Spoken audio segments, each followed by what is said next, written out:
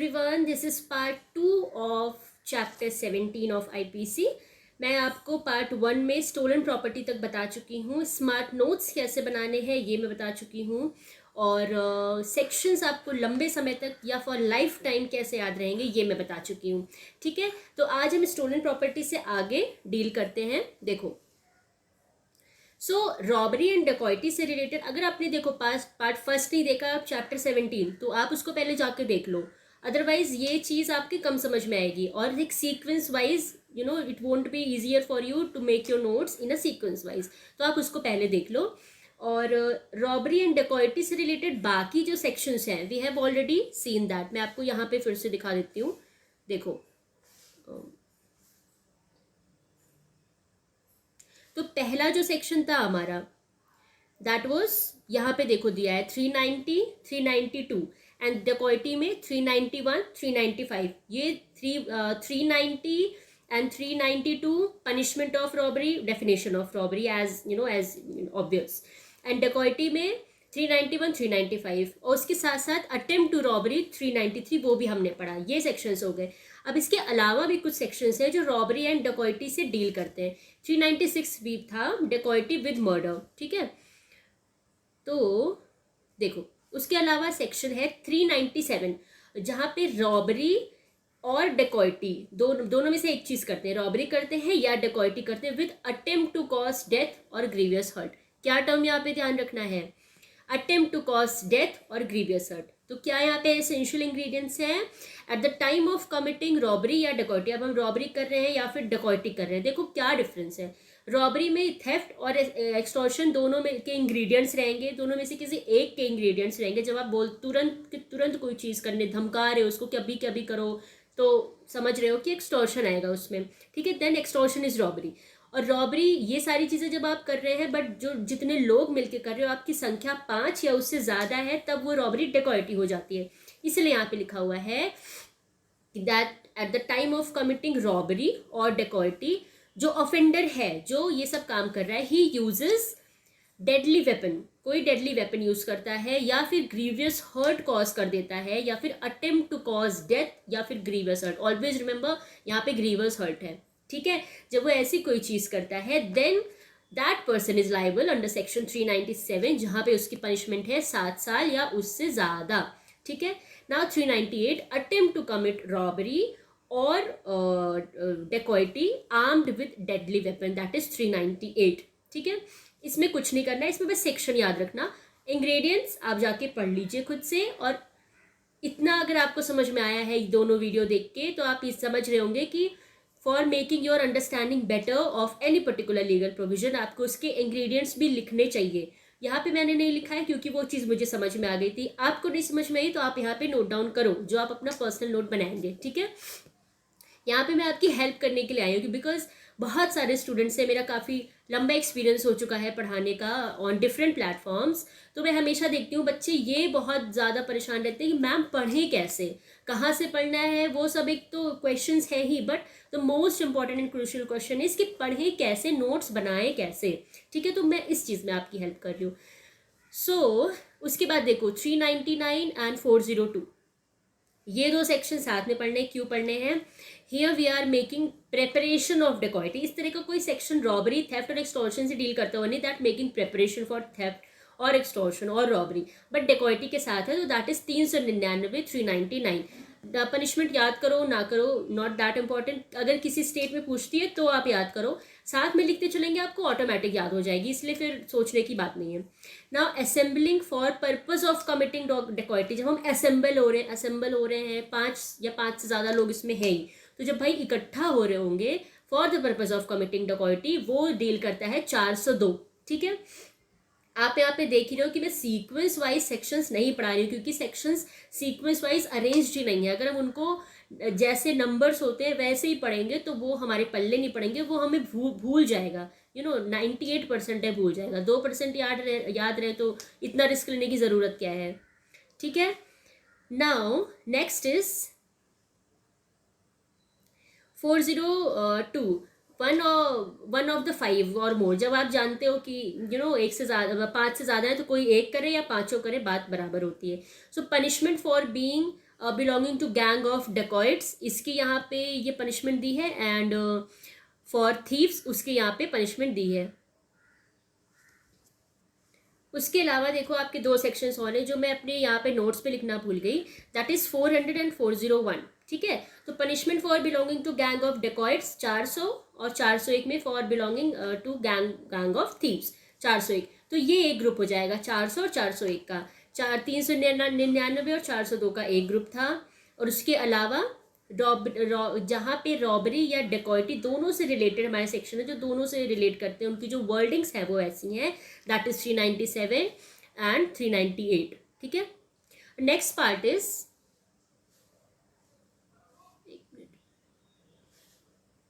yes, next part is cheating. So what is cheating?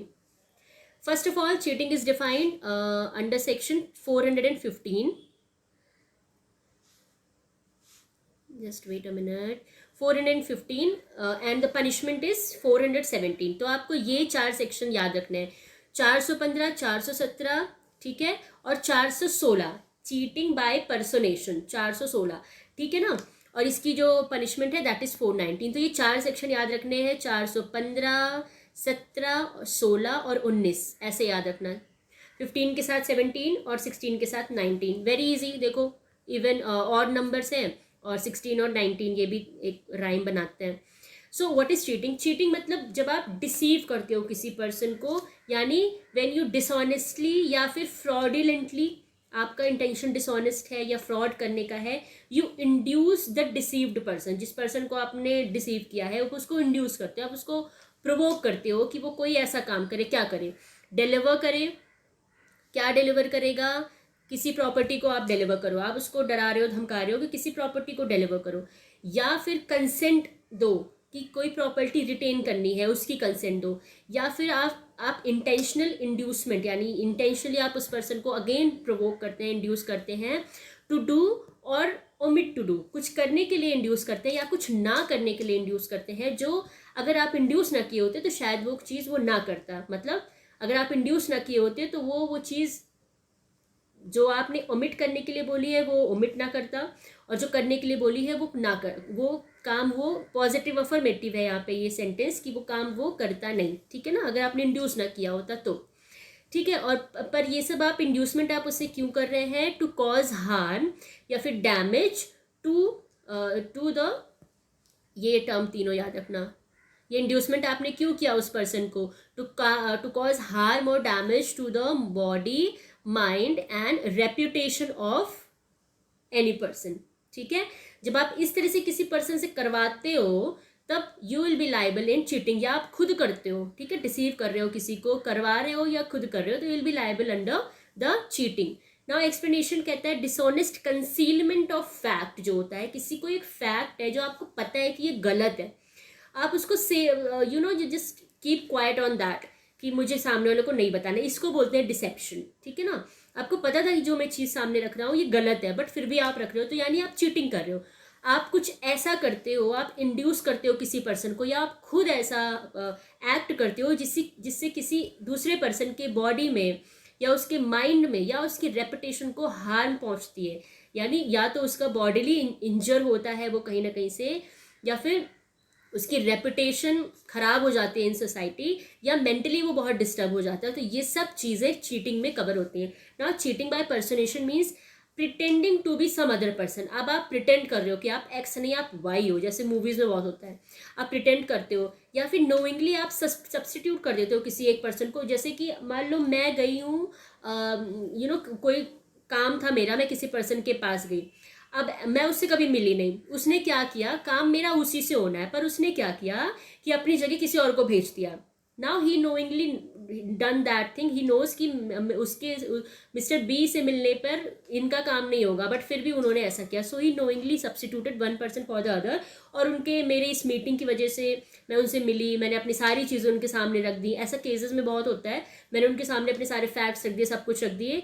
अब क्या हो गया कि उन्होंने मेरा काम तो नहीं किया, बट उन्होंने मुझे कुछ इस तरह से, हो सकता है मेरी किसी को क्लोज फ्रेंड को बता दे मेरी चीज़, या फिर पब्लिक कर दे उसको न्यूज़पेपर या व्हाट्सएप या फेसबुक पे डाल दे, है ना। तो मेरा डिसेप्शन हो जाए, एक तरह से मेंटली मैं हैरस हो जाऊँ, या फिर मेरा रेपुटेशन खराब हो जाए। अगर आपको डिफेमेशन जैसी कुछ चीज़ लग रही है तो yes, a constituent of defamation is there, ठीक है, वो कंस्टिट्यूट करता है, but for defamation we have to read section 499। But yes, cheating by personation बिल्कुल उस चीज़ से डील कर सकता है। सो एक्सप्लेनेशन यहाँ पे बोलता है इंडिविजुअल पर्सोनेटेड इज रियल और इमेजिनरी। ये तो भाई फिर वही मूवी वाली बात है कि जिस इंसान को हमने पर्सोनेट किया वो चाहे रियल हो या इमेजिनरी हो, ठीक है, बट क्योंकि मैंने उसको पर्सोनेट किया, मैंने तुमको बताया कि देखो एक लड़की है, बड़ी अच्छी सी है, बड़ी ऐसी है वैसी है, please go and talk to her, and उसके बाद बाकी चीज़ें, but that was completely imaginary. तो इस तरह से मेरे इस एक्ट से अगर आपको हार्म पहुंच गया, ठीक है, ये सारे कंस्टिट्यूएंट्स अगर फुलफिल हो गए, then you will be liable for cheating, यानी जिस पर्सन ने ऐसा किया है। उसके बाद मिसचिफ, व्हाट इज हैपनिंग, या मिसचिफ इज 425 एंड 426। यहाँ पे पनिशमेंट इज 3 महीने की या फाइन या फिर दोनों है। मिसचिफ में क्या होता है, आपका इंटेंशन है या आपको नॉलेज है कि आपको क्या करने वाले हो, आप कुछ काम करने वाले हो, कैसा काम, रॉन्गफुल लॉस और डैमेज टू पब्लिक या फिर पर्सन। मिसचिफ में दोनों चीज़ें, या तो आपको आपका इंटेंशन है, आपको पता है कि आपके एक्ट के थ्रू रॉन्गफुल लॉस होगा या डैमेज होगा टू द पब्लिक और टू द पर्सन, ठीक। You cause destruction of any property, या फिर आप चेंज कर देते हो जो प्रॉपर्टी है उसका हुलिया ही बदल देते हो, यू चेंज, यू डिस्ट्रॉयज या डिमिनिश कर देते हो इट्स वैल्यू और यूटिलिटी, है ना। आप अपने एक्ट के थ्रू कुछ ऐसा करते हैं कि जो उसकी वैल्यू थी या यूटिलिटी थी वो चेंज हो जाती है और अफेक्ट कर देते हो injuriously to the public and to the property, ये चीज़ to any person, sorry, to the person या फिर पब्लिक, ये चीज़ दोनों से डील होती है कि आपने जो ये एक्ट किया, आप उस प्रॉपर्टी को जो डिमिनिश किए, उसके वैल्यू को चेंज किए, उससे अफेक्ट कौन हुआ, public at a large and कोई पर्टिकुलर पर्सन, दोनों चीज़, ठीक है। तो मिसचिफ दोनों के अगेंस्ट होता है। एक्सप्लेनेशन क्या बोलता है, एक्सप्लेनेशन 1 सफिशिएंट है, ये नीचे दी हुई चीज़ें क्या सफिशिएंट है, दैट अगर आपका इंटेंशन था, नॉलेज था, अगेन वही चीज़, रॉन्गफुल लॉस और damage to any person by injuring any property, आपको पता था कि मैं इस प्रॉपर्टी के साथ ऐसा करूंगा तो ये पर्सन हार्म हो जाएगा, बस। या कुछ लोग बहुत स्मार्ट होते हैं, वो क्या करते हैं, अपनी ही प्रॉपर्टी को हार्म कर, अपना घर था उसको ही जला दिया, ठीक है, तो वो भी मिसचिफ के अंडर ही कवर होंगे। अपना घर जला के फिर जाते हैं इंश्योरेंस से क्लेम मांगने कि भाई लाओ पैसा दो, मेरा घर जल गया, बाद में पता चला कि वो खुद ही अपना घर जलाए। या आपने कोई फैक्ट्री जला दी जिसमें आपके साथ कई सारे आपके 4-5 पार्टनर्स थे, वो आप फैक्ट्री आपने जला दी, तो आपने अपने साथ साथ बाकियों का भी नुकसान करा, तो भी you are liable for the mischief. Now next is trespass. Look, trespass is very important. Trespass क्यों मैं बोल रही हूँ इंपॉर्टेंट है, ट्रेसपास से क्वेश्चन तो आता ही आता है। आप एक बार ट्रेसपास ओपन करिए, आप देखिए ये सेक्शन का जो ये एक ग्रुप है, इट्स सो कंफ्यूजिंग। इसमें criminal trespass, house trespass, lurking house trespass, house breaking भी बीच में आ गया है, मतलब इतना हौच पौच है। सेक्शन याद तो रहना छोड़ दो, समझ में ही नहीं आता कि कब क्या हो रहा है और कहाँ पे कौन सा सेक्शन दिया है। तो ये देखो मैंने काफ़ी ज़्यादा इसमें वर्क करके ये आपके लिए बनाया है, और आप कुछ नोट करना या मत करना इसको ज़रूर कर लेना, क्योंकि that is going to make your way easier, so easier. अब देखो, ट्रेसपास में पहले 4 तरह की चीज़ें हैं। एक होता है क्रिमिनल ट्रेसपास, 441 में डिफाइंड है, सेक्शन में बार बार नहीं बोल रही हूँ, उसमें लिखा है, आप देखो। एक होता है criminal trespass, next is house trespass, फिर होता है लर्किंग हाउस ट्रेसपास, जब आप अपने आप को छिपा के घर में घुस रहे हो, ठीक है, and next is lurking house trespass during night, ठीक, 443 एंड 444। उसके बाद पनिशमेंट के सेक्शंस जस्ट नीचे लिखे, इसको तो आप ऐसे ही बना लेना।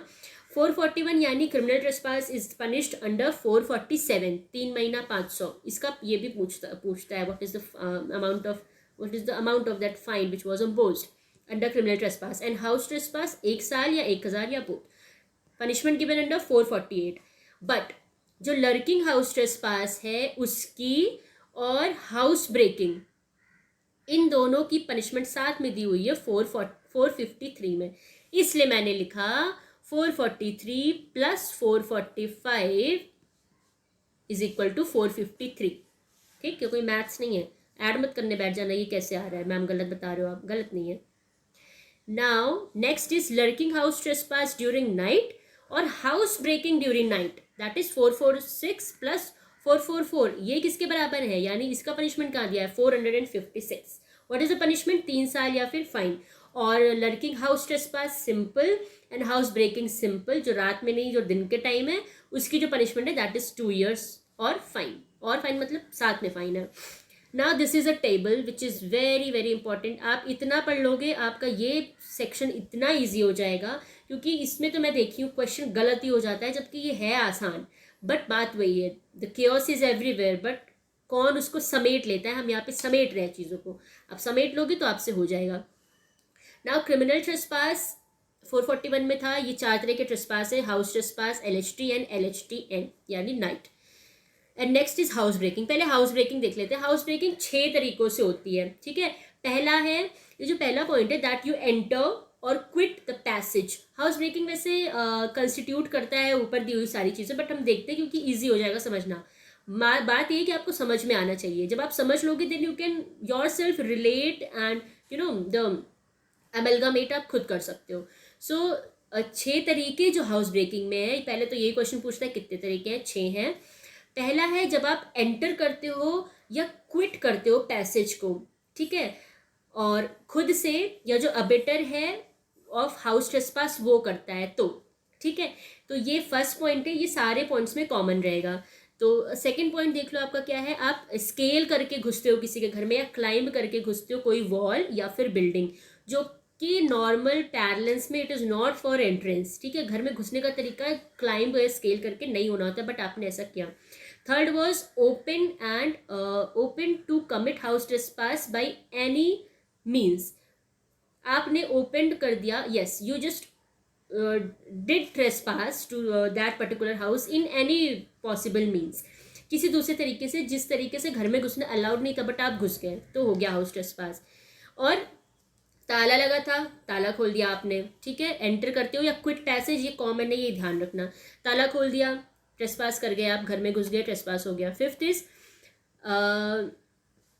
या तो आप रॉन्गफुली कन्फाइन करते हो किसी को, या फिर असॉल्ट करते हो या थ्रेट करते हो विद असॉल्ट, डराते धमकाते हो, या फिर उस पर हमला भी करते हो ट्रेसपास करने के लिए। या फिर कोई चीज़ थी जो फास्टेंड थी, ठीक है, एंट्रेंस से या डिपार्चर से कोई चीज़ थी जो फास्टेंड थी, आपने उसको अनफास्टेंड कर दिया, जैसे ताला हो गया, ताला फास, या कोई मान लो कोई बैरेज रखा है जिससे वो रोक के रखे हैं, कोई भी चीज़ रख रखी है उन्होंने जिसको आपने हटा दिया वहाँ से, तो भी आपने हाउस ब्रेकिंग की। So this was simple. अब क्रिमिनल ट्रेसपास देखो क्या होता है, जब आप एंटर करते हो, यू एंटर इनटू या upon the property of others. जब आप किसी दूसरे की प्रॉपर्टी में एंटर कर जाते हो, या फिर आपकी एंट्री लॉफुल थी, आपने लॉफुली एंटर किया, बट जो आपकी रिमेनिंग है आप वहाँ बैठे हो, अनलॉफुली यू रिमेन्ड देयर, ठीक है। तो अब कैसे पता चलेगा कि हम ये क्रिमिनल ट्रेसपास करते हैं, किसी के घर में घुस जाना और मान लो चले गए हैं तो बैठे रह जाना, इससे हम लायबल तो नहीं होंगे क्रिमिनली?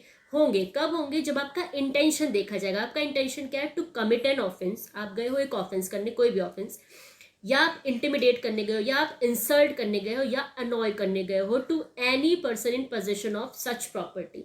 जब आप ये सब करने के पर्पज से गए हो, इस तरह से जो तरीका मैंने बताया, एंटर करना इनटू और अपॉन, या फिर लॉफुल एंट्री है बट अनलॉफुल रिमेनिंग है, then you are liable for criminal trespass.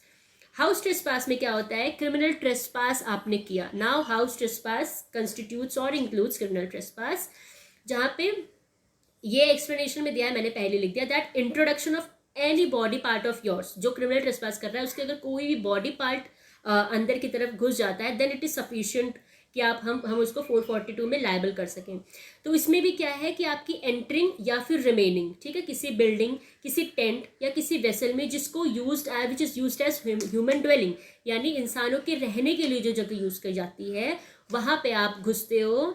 या कोई प्लेस ऑफ वर्शिप है, मंदिर हो गया, मस्जिद हो गया, एनी प्लेस ऑफ वर्शिप, या फिर place of custody of property, किसी प्रॉपर्टी को रखना था, उसकी कस्टडी के लिए वो प्लेस यूज़ किया जाता था, उस जगह आप इन सब चीज़ों के साथ घुसे हो। इंटेंशन आपका याद रखना, इंटेंशन सब में कॉमन है। इंटेंशन, अगर आपका इंटेंशन अच्छा है तब तो कोई बात नहीं, इंटेंशन खराब है तभी you are liable. Now lurking house trespass में आप अगेन हाउस ट्रेसपास कर रहे हैं, बट आप क्या कर रहे हैं? अपने को छिपा के घुस रहे हो वहाँ पे, जहाँ पे आपने अपने आप को हाइड करने की कोशिश किया। किससे कर रहे हो? From some person who has right to exclude या इजेक्ट द ट्रेसपासर, यानी जो भी वहाँ पे आपको है, जैसे मान लो चौकीदार ही है, ठीक है, he is not someone who is the owner of the building या फिर कुछ भी, but he has the right to eject you, या आपको स्टॉप करने का, because you are a trespasser, right. तो आप उससे छिपा के जब बिल्डिंग में घुसते हो तो लर्किंग हाउस ट्रेसपास, और यही चीज़ जब आप रात में करते हो तो lurking house trespass during night. तो बस ये चीज़ हो गई, इसको आप एज इट इज़ बना लेना, कई बार पढ़ना, आपको बहुत अच्छे से याद आ जाएगा और समझ आ जाएगा कि क्या करना है।